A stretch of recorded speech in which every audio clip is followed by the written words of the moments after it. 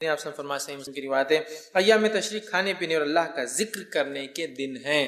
ایام تشریق کھانے پینے اور اللہ کا ذکر کرنے کے دن ہیں. اور ایک حدیث میں آپ نے فرمایا کہا یوم عرفہ 9 ذی الحجہ، یوم النحر 10 ذی الحجہ، ایام تشریق 11، 12 اور 13 ذی الحجہ آپ نے فرمایا جو سب کے لیے عید کے لفظ آپ نے فرمایا. حدیث کے اندر آتا ہے کہ یہ سب عید ہے. ابو داؤد کی روایت آپ نے فرمایا یوم عرفہ، یوم النحر، ایام تشریق اہل اسلام کے لیے عید کے ایام ہیں اور یہ کھانے پینے کے دن. لیکن 9 عرفہ جو حاجی نہیں ہیں وہ روزہ رکھیں گا، یاد رکھیے سنت. اور جو حاجی ہے حاجی روزہ نہیں رکھیں گا، یاد رکھیے. اس لیے کہا کہ عید کے دن وہ اس کے لیے کھانے پینے کے، لیکن ہم لوگوں کے لیے جو وہاں شامل نہیں ہو سکتے وہ روزہ رکھیں گے. آگے بات انشاءاللہ آئیں گے، ٹھیک ہے. اسی طرح بھائی نے سوال کیا کیا عمرے میں طواف ودا ہوتا ہے؟ تو یاد رکھیے عمرے میں طواف ودا نہیں ہے. عمرے کے اندر کوئی طواف ودا نہیں ہوتا ہے، صرف حج کے اندر طواف ودا ہوتا ہے. طواف ودا کے تعلق سے غلط فہمی اور بھی انڈیا، پاکستان، بنگلہ دیش میں وہ یہ کہ طواف ودا میں رونا پڑتا ہے، دھونا پڑتا ہے اور کعبے کو دیکھتے ہوئے ایسا الٹا چلنا پڑتا ہے تو ہی واپس دوسرا اللہ چانس دیتا ہے. ایسا کچھ بھی نہیں ہے. طواف ودا کی عبادت ہے، آپ کو عبادت کرنا ہے، کوئی الٹا نہیں چلنا ہے، کوئی رونا نہیں. بہت سے لوگ اتنا روتے بولے طواف ودا میں روتے اللہ پھر بلاتا، ایسا کوئی معاملہ نہیں. ایک انسان کو حرم سے ایک فطری محبت ہوتی ہے، اس محبت کے تقاضے کے تحت روئے تو ٹھیک ہے. لوگ خامخواہ بھی روتے ایسا خامندے کا آواز کرتے ہیں، ان کو رونا آتا نہیں کیونکہ وہ کسی نے ان کو بتایا ہوتا طواف ودا مطلب جیسا ابا کو ودا کر رہے، امی کو ودا کر رہے، بیٹی کو ودا کر رہے، ویسا رونا، احساسات خامخواہ لپٹتے ایک دوسرے کو، کچھ اصلیت میں نہیں ہوتا یا کچھ جنین بھی روتے. تو کسی کو اگر محبت کی بنیاد پہ تو اس میں تو کوئی مسئلہ نہیں ہے. لیکن وہ جو ایک رسم بن گئی نا ویسی کوئی رسم نہیں. اور عمرے کے اندر کوئی طواف ودا نہیں ہوتا ہے. ٹھیک ہے، میں پڑھا دیتا ہوں. تو یہ بھی ملتا ہے. اسی طرح جو ہے مرنے والے پر اگر ہر حج فرض ہو یا مرنے والے نے حج کی نظر مانگی ہو اور پورا نہ کر سکا ہو تو اس کے وارث وہ حج اور عمرہ بھی کر سکتے. یہ وہ بدنی عبادت ہے جو ثابت ہے، روزے رکھنا، حج اور عمرہ کرنا. اس کے علاوہ کوئی بدنی عبادت، جیسا آپ بولیں گے پھر حج کر سکتے تو قرآن کیوں نہیں پڑھ سکتے؟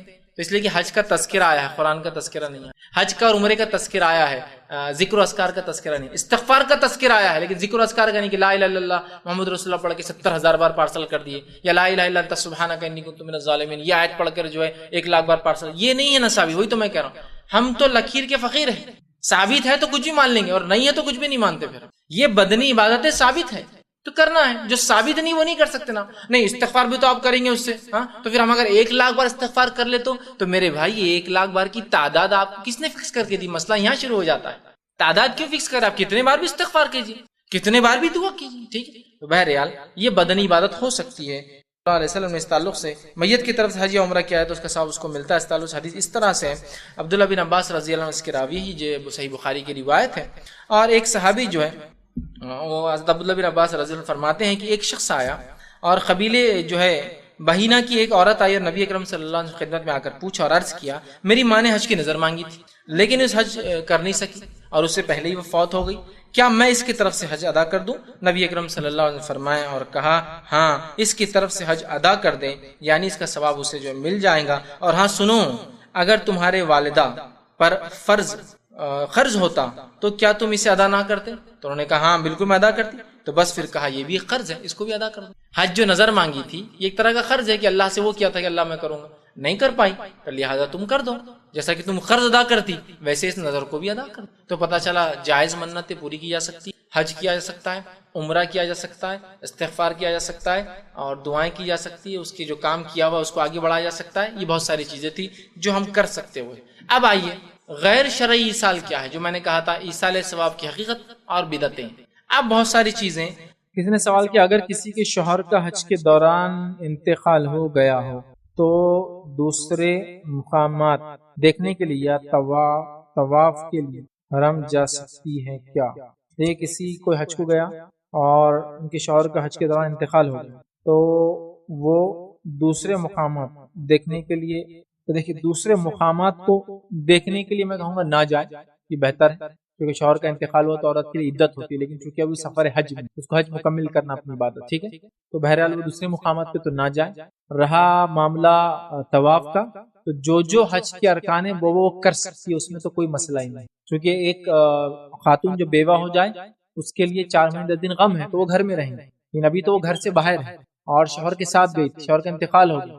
تو جو کام حج کے لیے ہوتا ہے وہ کام تو وہ کر لیں، لیکن اس کے علاوہ میں کہوں گا ادھر ادھر جانا گھومنا لوگوں سے ملنا یہ نہ کریں، کیونکہ اس کے لیے وہ غم کا وقت ہے، پھر وہ اپنے سفر کو جلدی جلدی مکمل کرے اور واپس اپنے ملک بہرحال آ جائے، وہ زیادہ اس کے لیے انشاءاللہ بہتر ہے۔ لیکن اگر سفر کے دوران لوگ اگر جا رہے ہیں اور وہ ٹریولنگ کا ایک اپنے مسائل ہے سفر کے، اور ایجنٹ کا یہ فکس ہے کہ یہ سفر کا حصہ ہے، سمجھ رہا، مطلب حج کا تو ہو گیا، لیکن اب وہ ایجنٹ نے ایسا ٹور بنایا کہ آپ یہاں سے نکلیں گے پھر یہاں رکیں گے پھر وہاں جائیں گے، پھر تو آپ کو وہ سب تو کرنا پڑے گا، کیونکہ آپ کو تو اپنا سفر مکمل کرنا ہے اور اس کے بعد آنا ہے۔ لیکن سفر سے ہٹ کے میں کہوں گا آپ ادھر ادھر دیکھنے کرنے نہ جائیں، لیکن سفر کا پارٹ اگر وہ ہے تو اس میں کرنے میں انشاءاللہ جس کو ہے۔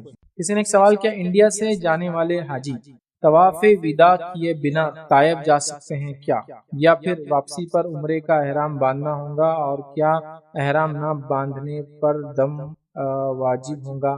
دیکھیے انڈیا سے جو حاجی جاتے ہیں اگر وہ حرم کی حدود حرم چھوڑ کر جانا چاہتے ہیں، ٹھیک ہے، تو ان کا سوال ہے کیا طائف جا سکتے ہیں، کیونکہ احرام مطلب طواف وداع انہوں نے نہیں کیا۔ اس معاملے علماء کے دو قول ہیں، دونوں رکھ دیتا ہوں آپ کو۔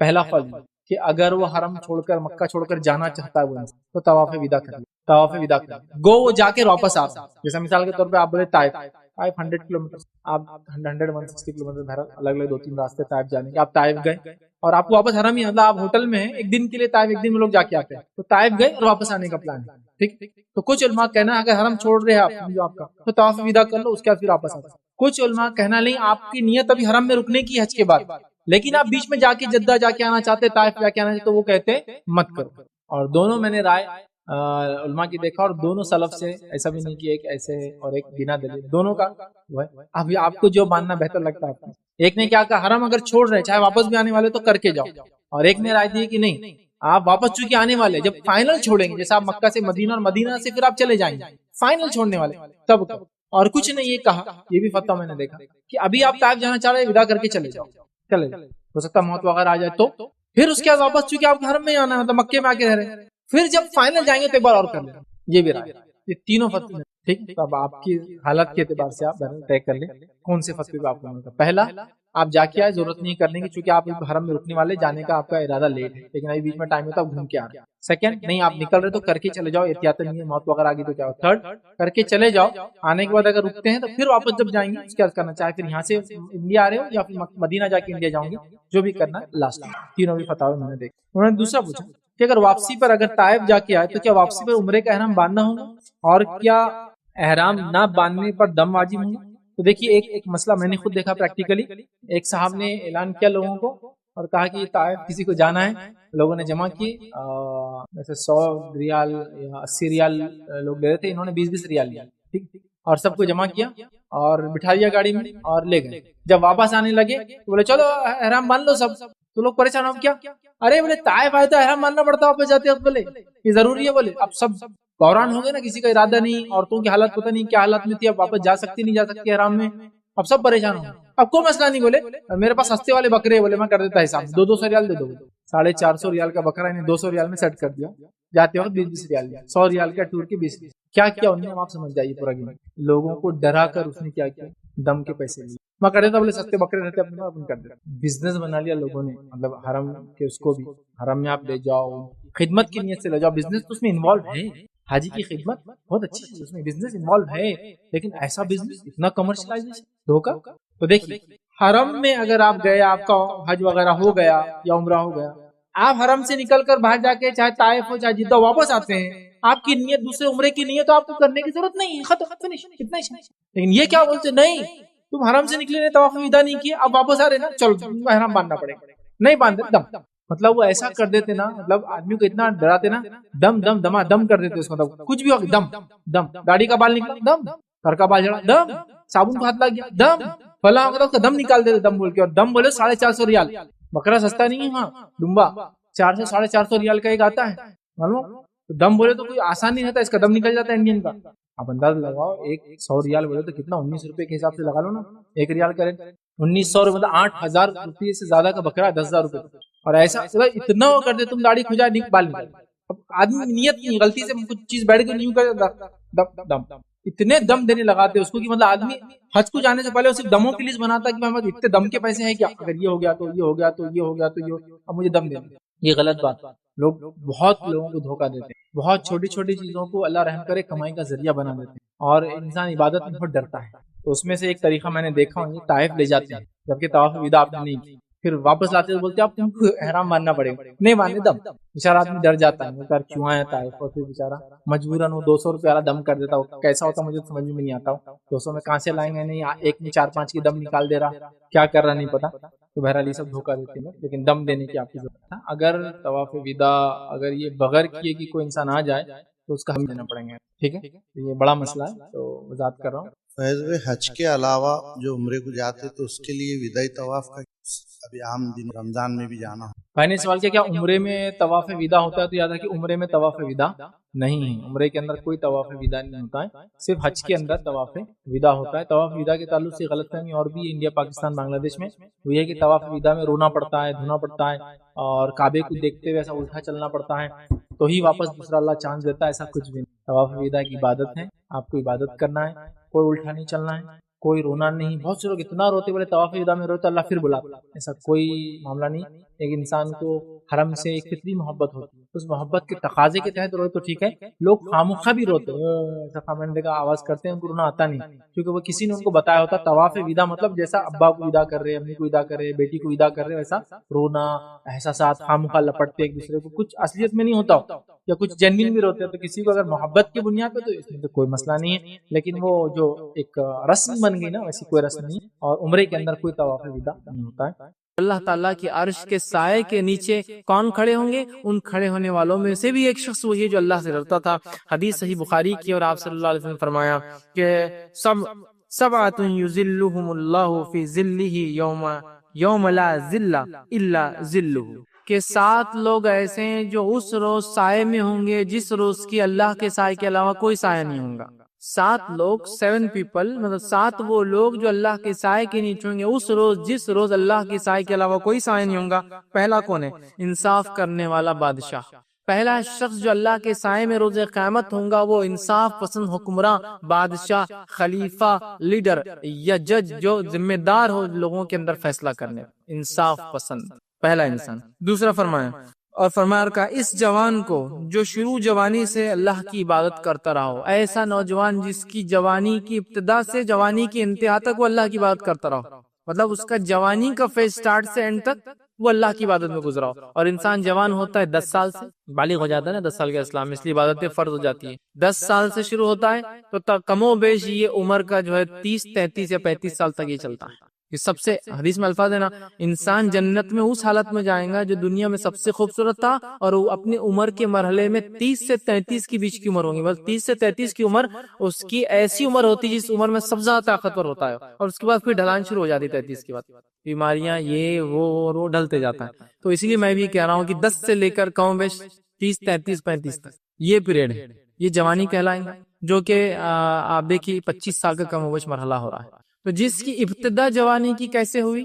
جس کی جوانی کی ابتدا ہوئی عبادت میں، اور جس کی جوانی کی انتہا مطلب اس نے اپنی ساری جوانی کو اللہ کی عبادت میں گزارا، ایسا بھی انسان جنت میں ہوگا۔ یہ بڑی اہم چیز ہے، اور آج افسوس کی بات ہے ہم نوجوان اپنی زندگیوں کو کیا کرتے ہیں؟ گناہ اور معصیت میں گزارتے ہیں۔ دیکھیے کالج لائف، اسکول لائف کے ایک مرحلے سے آدمی جب ہائر اسکول میں آتا ہے وہ جوان ہو جاتا ہے، 8th اسٹینڈرڈ، وہاں سے لے کر اپنے زندگی پورے کالج لائف، ہمارے نکاح اور ہماری عمر کے 30-35 سال تک ہم صرف معصیت اور گناہ کے کام کرے اللہ، اور اس کے بعد پھر توبہ توبہ توبہ توبہ توبہ، جب عمر ڈھلنے لگی، بیماری اللہ کے لپٹ گئی، اور جس میں ساتھ دینا چھوڑ دیا، سامان نے ساتھ دینا چھوڑ دیا، مال کمانے کی طاقت نہیں رہی، تو پھر توبہ چالو ہو گئی اور اللہ سے بس گڑگڑا رہے ہیں، دعائیں کر رہے ہیں۔ تو جس نوجوان کی جوانی اللہ کی عبادت میں گزریں گی، دوسرا وہ شخص ہے۔ تیسرا وہ شخص ہے جو شخص جس کے دل مسجد میں لٹکا ہوتا تھا کہ ایک نماز پڑھتا ہے تو دوسری نماز تک اس کا دل لٹکا ہوا ہوتا ہے بیچ میں، کی کیا ہو رہا ہوگا، کہ میں لیٹ نہ ہو جاؤں، کہ مجھ سے نماز نہ چھوٹ جائے، کہ تاخیر نہ ہو جائے، کہ جماعت نہ مجھ سے چھوٹ جائے، کہ رکعتیں نہ مجھ سے، اس کا دل مسجد میں اٹکا ہوا ہوتا ہے۔ تیسرا شخص وہ ہے۔ چوتھا شخص وہ ہے وہ آدمی جس نے اللہ کے لیے دوستی کی ہو اور زندگی بھر دوست رہا ہو، اور اس کی جدائی تک اس دوست سے اس کی دوستی مطلب جمع بھی ہوا اللہ کے لیے اور جدا بھی ہوا اللہ کے لیے، مطلب 2 لوگ جو ملتے اللہ کے لیے اور جدا ہوتے اللہ کے لیے۔ تو ایک معنی یہ کہ دنیا میں اگر ملے بھی تو اللہ کے لیے، اگر الگ بھی ہو رہے تو اللہ کے لیے۔ ایک معنی یہ کہ ملنے سے ختم ہونے تک اللہ کے لیے ساتھ رہے، مطلب شروعات بھی دوستی کی اللہ کے لیے بھی، اور مر بھی گئے ٹوٹنے تک اللہ کے لیے ہی دوستی رہی۔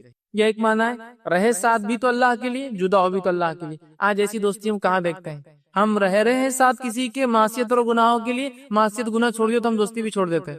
سب سے زیادہ دوست اچھے کون ہے؟ جو پیسہ خرچ کرتا ہے، حرام کاری کروا رہا ہے، فلاں، یہ بہت اچھا دوست. ارے یار وہ بند کر دیا تو اپن نے جانا چھوڑ دیا اس کو، ہے نا. تو یہ آدمی. اس کے بعد آپ فرماتے ہیں پانچواں، وہ مرد جس کو ایک مرتبے والی خوبصورت عورت منہ کالا کرنے کے لیے بلائے اور وہ کہے میں اللہ سے ڈرتا ہوں.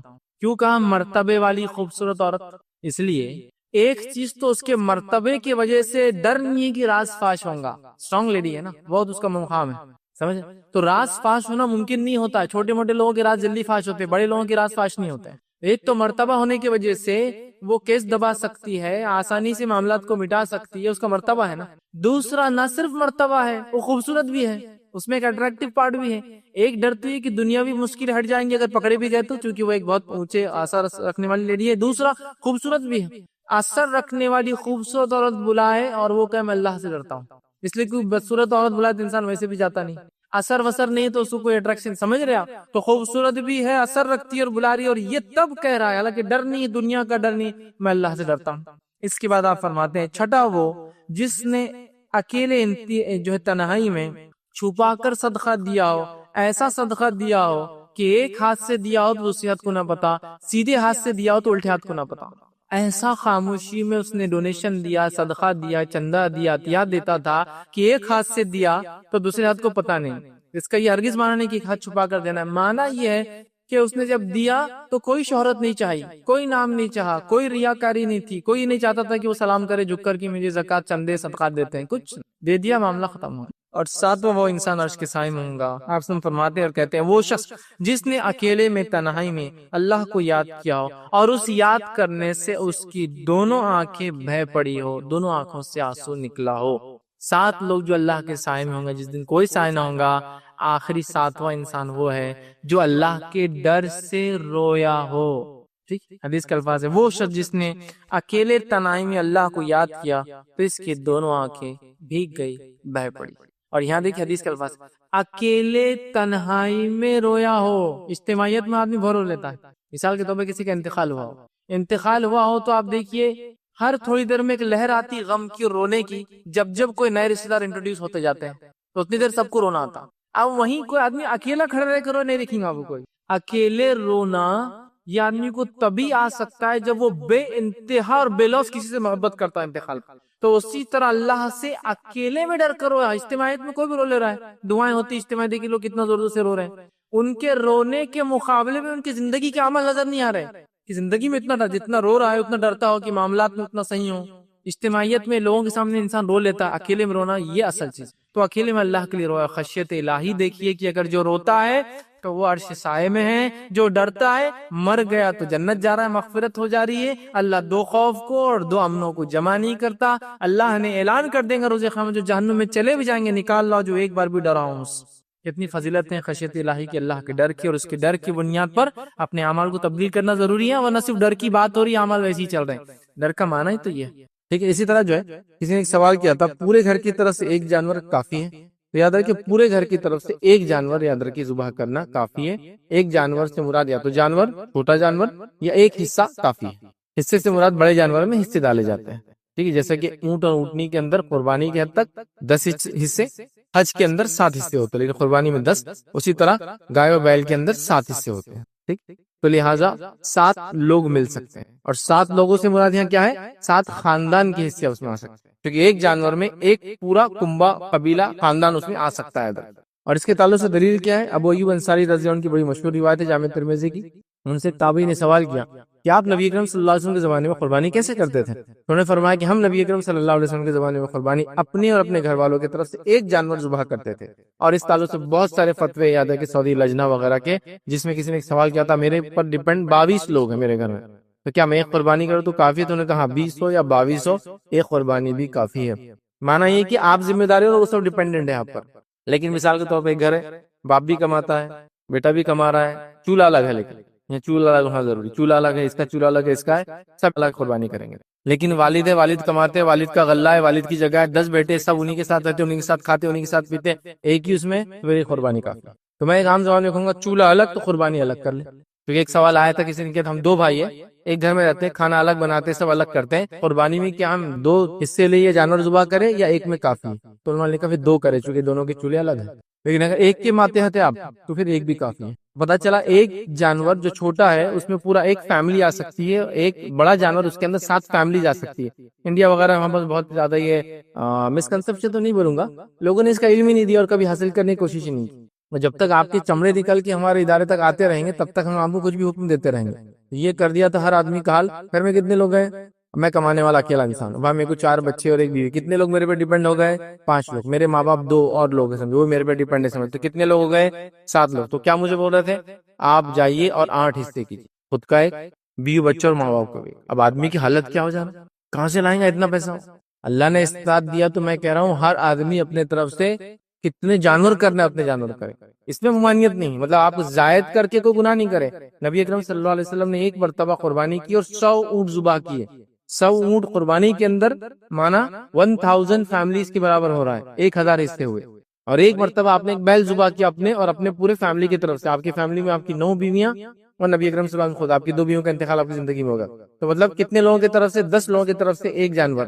اس کے بعد آپ نے اپنی جو قربانی کی اس کے اندر 2 چتکبرے بکرے آپ نے ذبح کی، جس میں سے ایک امت کے لیے کیا جو کہ آپ کے لیے خاص عمل تھا جو آپ نے کیا، اور ایک اپنے گھر والوں کی طرف، سمجھ گیا؟ استطاعت ہے تو آپ کچھ بھی کیجیے، اس سے منع نہیں کیا جا رہا، لیکن سمپل کیلکولیشن یہ کہ ایک آپ سب کی طرف سے کافی ہو جائے گا۔ زائد کرنا آپ کر سکتے ہیں، لیکن آج کل کے ماحول میں میں کہوں گا زائد کرنے سے پہلے تھوڑا سوچئے، اس لیے کہ لوگ بہت غربت میں ہیں اور عجیب و غریب پریشانیوں سے گزر رہے ہیں، کھانے کے مسائل، پہننے کے مسائل، جاب کے مسائل، بیماریوں کے مسائل ہے نا، تنگ دستی اور غربت اور قرض، لوگ ڈوبے ہیں۔ تو آپ ایک قربانی کے بعد اگر اور ہے تو ان لوگوں کی مدد کر دیں۔ ہمارے ممالک میں تو یہ ہے نا، جن کو اللہ نے مال و دولت دیا ہے، ہر آدمی خوشحال ہے، سارے ماحول، پھر ایک الگ بات۔ لیکن آج کل حالات پورے دنیا کے عجیب و غریب ہیں، ہم اپنے رشتہ داروں وغیرہ کا خاص خیال رکھیں۔ تو بہرحال زائد کرنا آپ کیجیے، منع نہیں ہے، لیکن ایک منیمم یہ آپ کر سکتے ہیں اور یہ کافی ہے انشاءاللہ جی سب کی طرف سے۔ تو یہ میں آپ کو بتا دیا، جوائنٹ فیملی ہے تو سرپرست کر لے، اور اگر سب کے چولہے الگ ہے تو سب اپنا اپنا ایک ایک حصہ کر لے، یہ انشاءاللہ جی کافی ہو جائیں گے۔ یہ ہوگا۔ کسی نے ایک اور سوال کیا ہے، قربانی کا ارادہ رکھنے والے کو بال اور ناخن کاٹنے کا کیا معاملہ ہے ادھر، اور اس کے گھر والے بھی کیا بال اور ناخن نہ کاٹے؟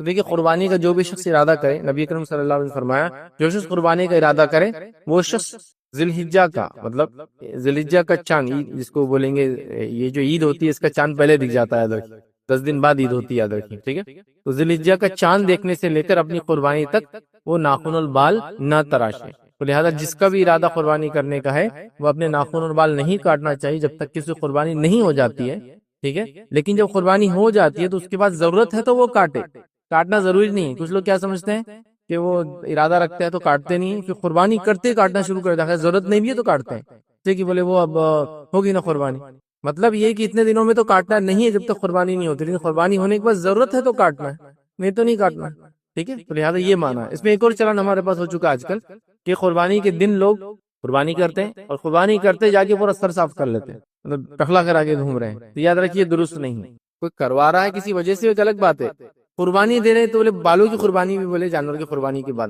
وہ اسی حدیث سے لیتے ہیں کہ کوئی شخص جو قربانی کا ارادہ کرے بالوں ناخن نہ کاٹے، اس کا مطلب وہ لیتے ہیں کہ جب کر دے تو پھر کاٹے، وہ جا کے کاٹتے، کمپلسری نہیں، اس کو کاٹنا ہے کاٹے، اس کو نہیں کاٹنا ہے نہیں کاٹے، لیکن یہ ضروری چیز نہیں ہوتی، یاد رکھیے۔ لیکن جب تک قربانی نہیں دی تب تک تو آپ نہیں کاٹ سکتے، تو اتنے دن جو بھی آپ 10 کو قربانی کرے، 11 کو کر رہے، 12 کو کر رہے، تب تک آپ کو رکنا پڑے گا، قربانی کے بعد آپ ہی کاٹے۔ اب سوال تھا کیا گھر والے بھی ناخن اور بال نہ کاٹے؟ تو دیکھیے جو شخص ارادہ رکھتا ہے اس کے لیے کہا گیا، اس کے ماتحت لوگ اگر کاٹ لے تو مسئلہ نہیں ہے۔ جیسا میں گھر کا ذمہ دار ہوں اور میں قربانی کر رہا ہوں تو میرے ماتحت کئی لوگ ہیں، میرے بیوی ہے، بچے، اور اگر میرے والدین نہیں کماتے وہ بھی آ گئے، میرے چھوٹے بھائی بہن جو نہیں کماتے وہ بھی آ گئے، سب کی طرف سے میں قربانی کر رہا ہوں، تو کافی ہے، ٹھیک ہے؟